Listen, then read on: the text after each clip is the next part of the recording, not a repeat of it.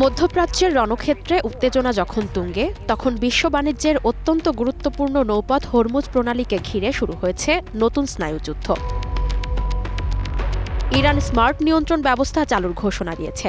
তেহরানের ভাষ্যমতে তারা ঢালাওভাবে সব জাহাজ বন্ধ করেনি, কেবল যুক্তরাষ্ট্র, ইসরায়েল এবং তাদের যুদ্ধে সমর্থনকারী মিত্রদের জাহাজের চলাচল সীমিত করা হয়েছে। এদিকে হরমুজ প্রণালীর ওপর নিয়ন্ত্রণ ফিরে পেতে এবং বৈশ্বিক জ্বালানি সরবরাহ স্বাভাবিক রাখতে আন্তর্জাতিক নৌজোট গঠনে মরিয়া হয়ে উঠেছেন মার্কিন প্রেসিডেন্ট ডোনাল্ড ট্রাম্প।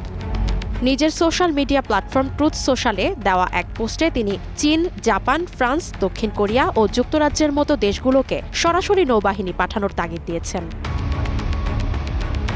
ট্রাম্প মিত্র দেশগুলোর প্রতি আহ্বান জানিয়েছেন যেন তারা মার্কিন নৌবাহিনীর সঙ্গে যৌথভাবে যুদ্ধজাহাজ পাঠিয়ে এই প্রণালীতে চলাচলরত জাহাজগুলোর নিরাপত্তা নিশ্চিত করে। ট্রাম্পের যুক্তি হলো, এসব দেশ মধ্যপ্রাচ্যের তেলের ওপর ব্যাপকভাবে নির্ভরশীল, তাই এই পথের সুরক্ষা নিশ্চিত করার দায়িত্ব তাদেরও নেওয়া উচিত।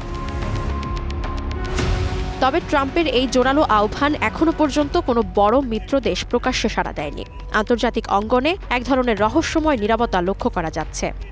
অস্ট্রেলিয়া, সুইজারল্যান্ড, জাপান এর মধ্যে নৌবাহিনী পাঠানোর সম্ভাবনা নাকচ করে দিয়েছে।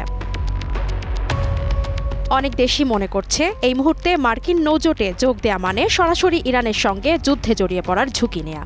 চীনের মতো দেশগুলো সামরিক পদক্ষেপের চেয়ে সংলাপের ওপর বেশি জোর দিচ্ছে। এমনকি ন্যাটো মিত্রদের ওপর ট্রাম্প প্রচণ্ড চাপ সৃষ্টি করলেও তারা বেশ সাবধানে পা ফেলছে।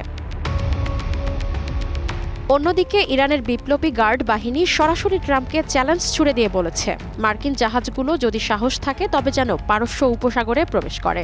এই পাল্টাপাল্টি হুমকির প্রভাবে বিশ্ববাজারে জ্বালানি তেলের দাম ব্যারেল প্রতি $100 কাছাকাছি পৌঁছেছে।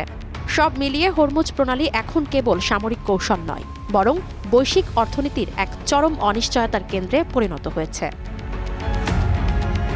ইসমত আরা অনু, গ্রিন নিউজ ডেস্ক।